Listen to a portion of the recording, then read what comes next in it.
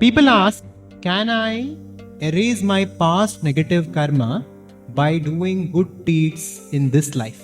Now, on the surface, this question and this answer seems simple and logical. But in reality, the truth is very, very deep. And we must go very deep in order to truly understand what karma is about and how what we call so-called positive and negative karma actually works. Let's understand this through a very simple example. Let's take a look at this sponge, which absorbs anything and everything that it touches. Now, if I drop this sponge into this water bottle, the sponge absorbs the clean water. And now, after this, if I take this sponge and then throw it onto a dirty water, it absorbs the dirty water. Now, the sponge does not discriminate. Its nature is to absorb and hold within itself.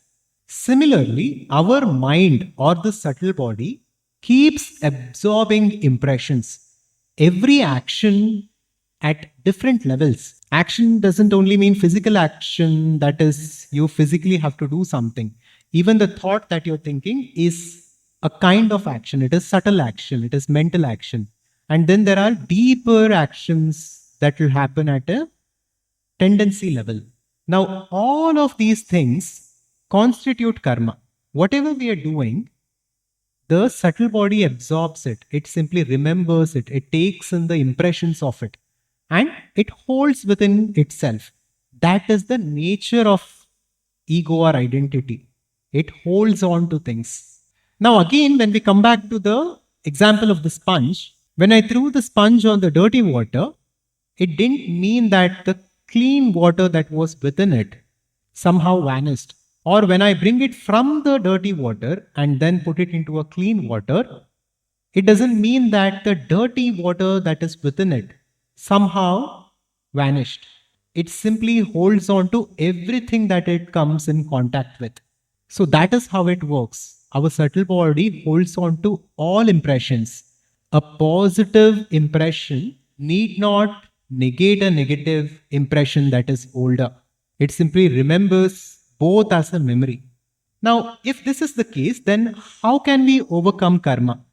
How can we remove that water from the sponge? Now, generally, there are two ways in which karma can be dissolved. Number one, it's simple. That is what happens for most of us. We come onto this planet to burn karma, to use our karma in order to live our life and basically to empty the karma that we hold within ourselves. This is called prarabdha karma, the part of the karma that we bring to current life so that we can burn it and we can make use of it and empty it down. Now, how does this emptying happen? Living a life in this world of Maya is like squeezing a sponge.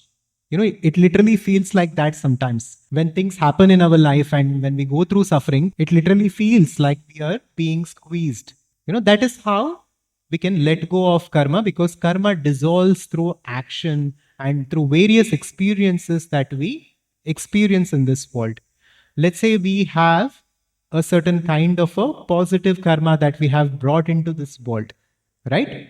Now, because of which we will experience a certain level of prosperity or health or something else in this present life, through which that karma dissolves itself.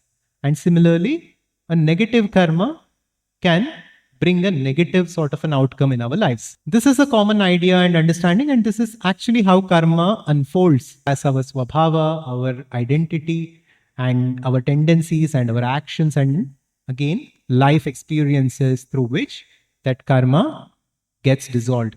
But there is a higher way. There is a Vedantic way. This is a way which is recommended for a spiritual seeker, where we can transcend karma altogether, where we can completely move away from karma, disidentify and establish ourselves in that consciousness, in that awareness. Now, how does this work? Maybe the sponge analogy will not work properly for this explanation. It's a little deeper. But imagine that if the sponge recognizes and understands that The sponge is different from the water it holds. The sponge is neither the clean water that it holds within itself nor the dirty water it holds within itself. It is something beyond its accumulations. Now, that is when the sponge is internally free of all accumulations and all attachments. Now, that is one way to look at it. When we become conscious and aware that we are not the body and we are not the mind, and we are also not the ego, but we are that consciousness which is beyond all these levels of identifications, then karma has no hold on us because we are beyond karma. Karma only has association to our ego, for our identity, not for who we actually are, not for the infinite consciousness. Nothing can hold on to consciousness, nothing can affect consciousness. Shankaracharya said this in Aparoksha Anubhuti. That which you truly are is ever free, untouched by virtue or vice. This is the highest solution. Yes, good deeds purify the mind. They prepare you, but they don't erase the past karma like an eraser on a paper. True freedom comes only when you recognize, I was never the karma to begin with, neither positive nor negative. So the good deeds do not erase your past bad karma. That is not how karma works. But good deeds can purify the mind and it can take you closer and closer to realization.